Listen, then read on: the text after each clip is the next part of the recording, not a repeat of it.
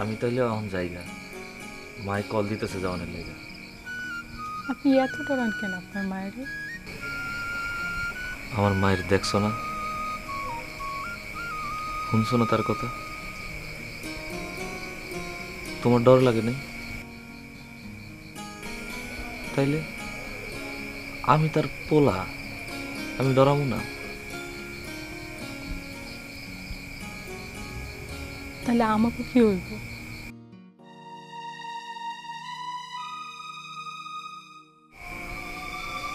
মেলা টেনশন আছে রাবু,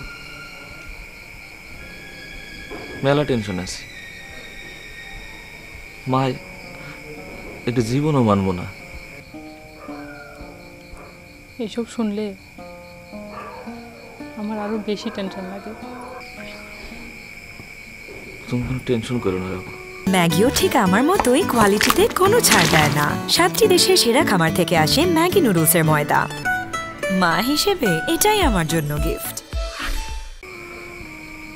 আমার আসলে আজকে সালিশে তোমাগুলোকে যাওয়াই ঠিক হয়নি।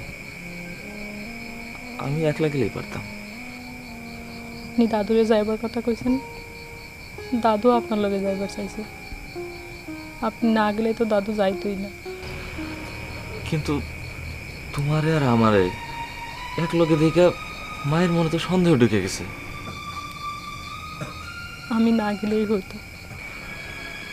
থাক, যা হয়ে গেছে ওডেলে চিন্তা করে তো কোনো লাভ নেই। কিন্তু এখন মায়ের কেমন সামাল দেব এটাই বুঝতেছি না। আচ্ছা, আমি তোমার এতদিন থেকে পড়াই, কোনোদিন দেখছো মায় আমারে কল দিয়ে বাড়ি যেতে কইছে?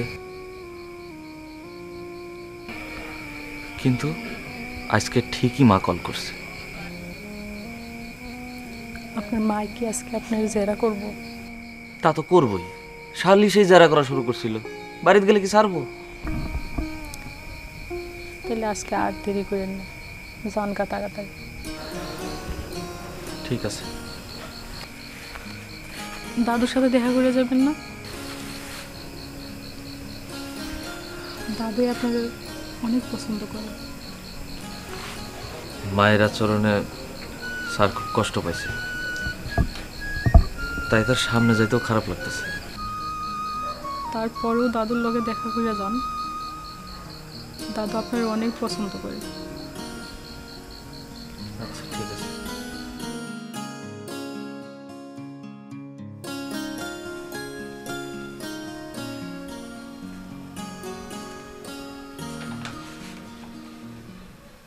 বুঝলাম মিন্টু, এক সময় আসছিল যখন আমি যে কোনো জিনিস চট করে বাইর করে ফেলতে পারতাম, কিন্তু এখন পারি না।